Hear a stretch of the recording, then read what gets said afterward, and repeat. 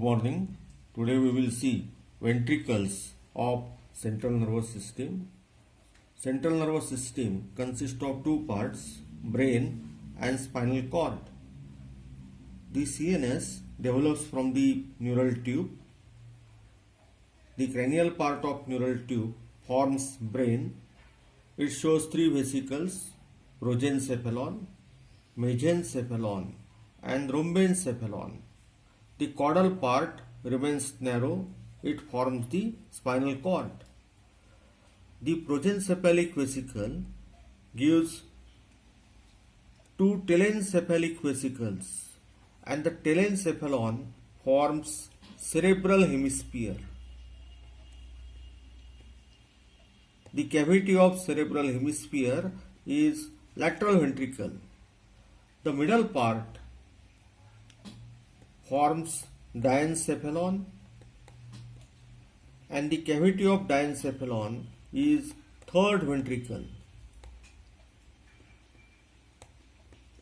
The mesencephalic vesicle gives rise to midbrain. Cavity of midbrain is cerebral aqueduct or aqueduct of Sylvius. The rhombencephalic vesicle divides into two, metencephalon and myelencephalon. Metencephalon gives rise to pons and cerebellum, while myelencephalon forms the medulla oblongata.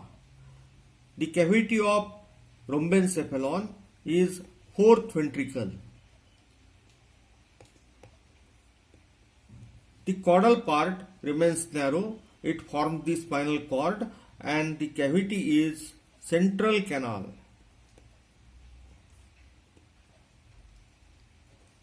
So ventricles are cavities of the brain and they contains cerebrospinal fluid. It is a clear fluid and it is secreted. Cerebrospinal fluid is secreted by choroid plexuses. There are two lateral ventricles.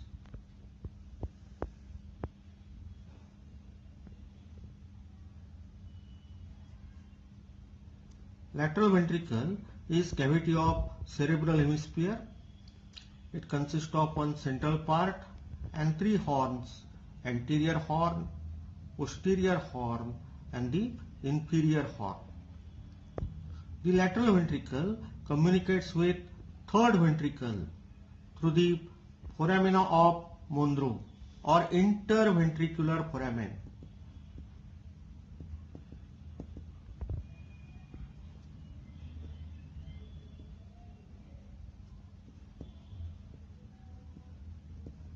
There are two lateral ventricles, right and left, and both these ventricles opens separately into the third ventricle. The third ventricle is cavity of diencephalon.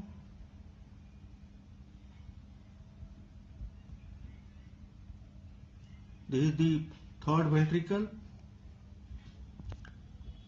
The lateral ventricle opens into third ventricle through the interventricular foramen or foramina of Monro. Now the third ventricle communicates with fourth ventricle. Third ventricle communicates with fourth ventricle. This is the fourth ventricle, the cavity of rhombencephalon. The third ventricle communicates with fourth ventricle via the cerebral aqueduct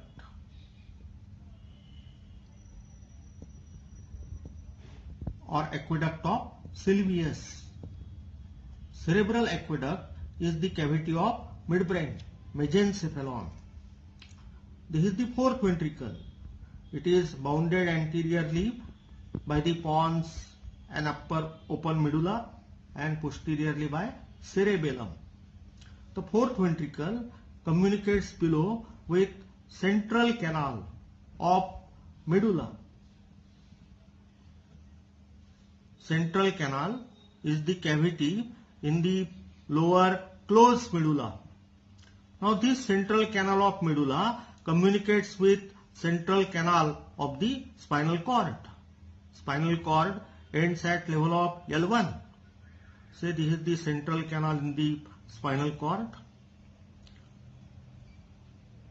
The central canal of medulla and central canal of spinal cord, they are continuous. Spinal cord ends at level of L1, and near the termination in the lower part of spinal cord, the central canal enlarges to form the terminal ventricle.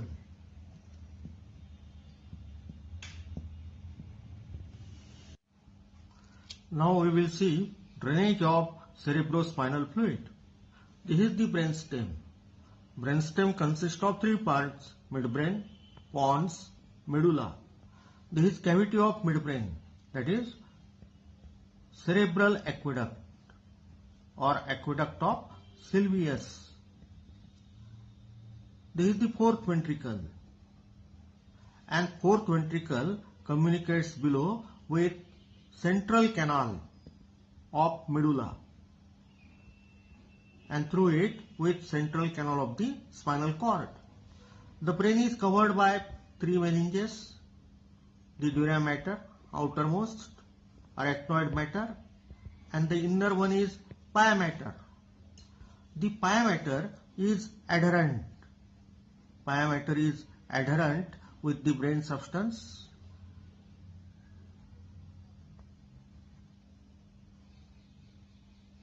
This is the vermis of cerebellum. The red one is pia mater, and in the roof of fourth ventricle, the pia mater forms a double fold that is called as telae choroidi. And in this roof of the fourth ventricle, there is one communication. This is called as foramen of Magendie or dorsal median aperture. Outside the pia mater, there lies arachnoid mater, and the space between the pia mater and the arachnoid mater is the subarachnoid space. The subarachnoid space contains cerebrospinal fluid and the arteries supplying the brain. Now this arachnoid matter extends from the lower surface of cerebellum to the posterior aspect of the medulla. Now here we can see that the subarachnoid space is enlarged. It is called as cerebellomedullary cistern. Wherever the subarachnoid space is enlarged, it is called as cistern. And this is the largest cistern between cerebellum and the medulla. So it is called as cerebellomedullary cistern. As it is largest, it is also called as cisterna magna. From the fourth ventricle, the CSF drains into cerebellomedullary cistern through three apertures. One is median dorsal aperture or foramen of Magendie. It is single, and there are two lateral dorsal apertures or foramen of Luschka. They are two. So through these three openings, the CSF from the fourth ventricle drains into cerebellomedullary cistern. In case of brain, the dura mater consists of two layers. The outer layer is endosteal layer and inner one is meningeal layer. This is the meningeal layer. Now this meningeal layer forms folds. This is the pars cerebri, double fold of dura mater. So outer is endosteal layer and inner is the meningeal layer. Now inside the dura mater there lies arachnoid mater.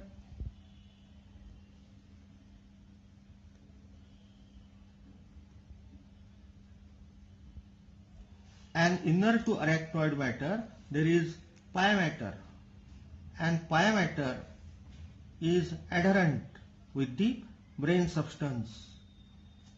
This is the pia mater covering the cerebral hemisphere.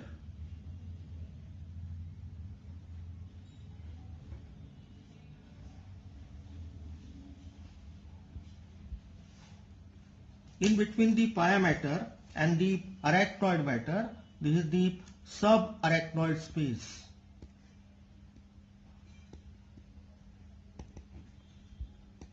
The subarachnoid space contains cerebrospinal fluid and the blood vessels supplying the brain. This is the cerebral hemisphere. In between the endosteal and meningeal layer of dura mater, this is the dural venous sinus.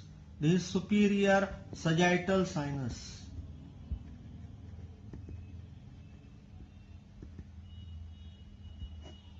There are many dural sinuses. This one is superior sagittal sinus. Now the cerebrospinal fluid is present in the subarachnoid space, which lies between pia mater and the arachnoid matter. The arachnoid matter sends projections into the superior sagittal sinus, and these projections are called as arachnoid villi. Singular is villus. Whenever there is aggregation of these villi, that is called as arachnoid granulations. Arachnoid granulations.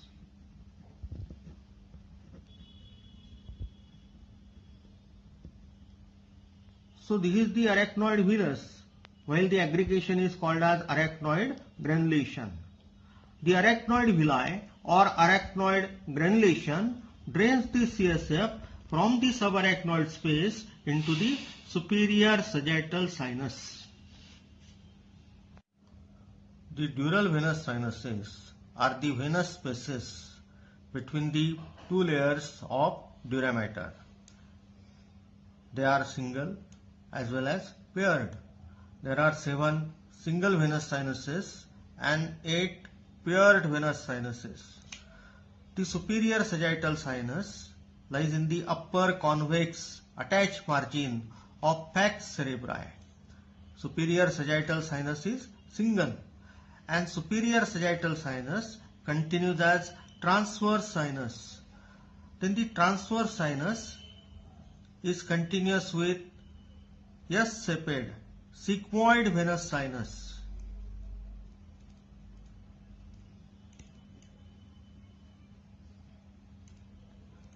The sigmoid venous sinus forms bulb of internal jugular vein. The internal jugular vein passes through jugular foramen and then it descends in neck and joins with subclavian vein to form the brachiocephalic vein. This is the left brachiocephalic vein, and this is internal jugular vein of right side joins with subclavian vein to form the right brachiocephalic vein. Now the right and left brachiocephalic veins join to form superior vena cava, and the superior vena cava opens into right atrium of the heart. In this way, the CSF along with the venous blood ultimately comes in right atrium of the heart. If there is any blockage in the drainage of the CSF, it leads to accumulation of CSF in the ventricles, and this condition is called as hydrocephalus. So hydrocephalus may be either due to excessive secretion of the CSF by the choroid plexuses, or it may be due to defective drainage. Any blockage in the drainage leads to hydrocephalus. The excessive CSF may press the brain tissue, leading to degeneration. We can visualize the ventricles radiologically, and the procedure is called as ventriculography. Thank you.